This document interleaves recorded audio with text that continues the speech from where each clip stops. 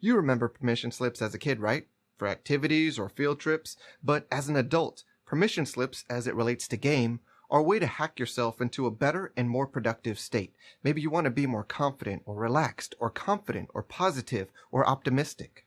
Some common and recognizable examples include alcohol, drugs, both legal and illegal, music. They get you in this place, this state where you're relaxed and ready to have fun, right? And some other examples include having money or access to resources that might make you more confident, right?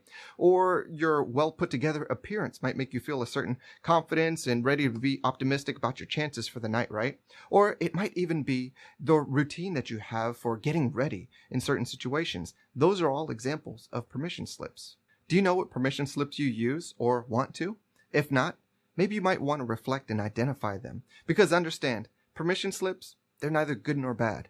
But not knowing you're using them or not being conscious about your decision making in using them, that can be bad.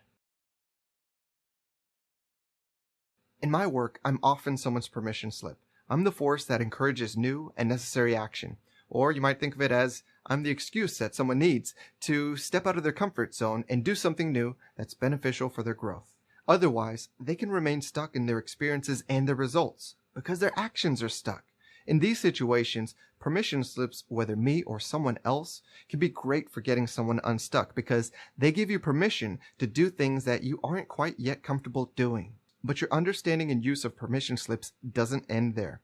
After that, the next stage that you have to go through, because it has the next lessons for you, is consciously removing the permission slips. Because permission slips can giveth, but they can also taketh away.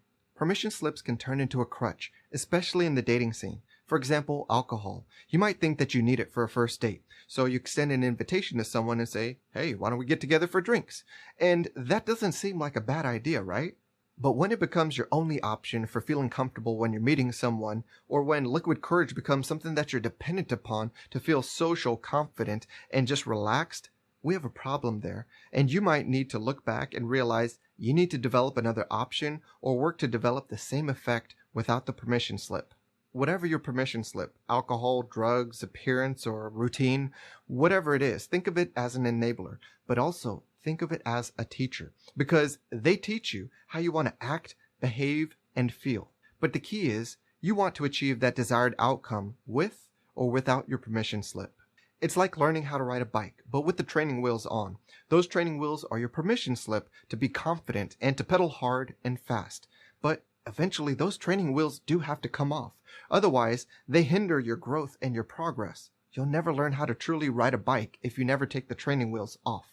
There's a time for training wheels, and there's a time for permission slips, and there's a time in your life that you have to let them go. Because at a certain point, you have to remove them and prove to yourself and prove to the game that you're playing that you're worthy, that you've learned the lessons, that you've paid the price, and you're worthy of that desired outcome. Permission slips are supposed to be a tool, not your crutch, so you need to watch how you use them and how dependent you're becoming upon them, because if you lose track of this and you don't pay attention, before you know it, you'll discover that beneath these permission slips, you've become weaker underneath, and you rely upon that permission slip to function. So here's what you need to do to take your game to the next level. Regarding permission slips, you need to become more conscious. Consciously use them, and consciously take them away. Go out with your friends or go out on a date, but do so while you take away a permission slip. Alright? I want you to take away that alcohol and discover that you can have a good time, or maybe you can't have a good time without alcohol. Either way, it's enlightening information, right? Or maybe you want to make sure that you can go out and have a good time without looking your best. So maybe you have to prove to yourself that you can not look your best with either your appearance or your hair or whatever, just so that you know that your success isn't dependent upon that permission slip. It's just dependent upon you.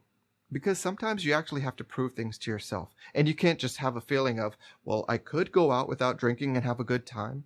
Well, do it and find out, because if you can, that's awesome. And if you can't, well, that speaks volumes about what you need to address too. So with permission slips, you really want to be conscious about them, about using them, and about taking them away. Because if you can gather that experience, you'll be set up for so much more success with or without a permission slip.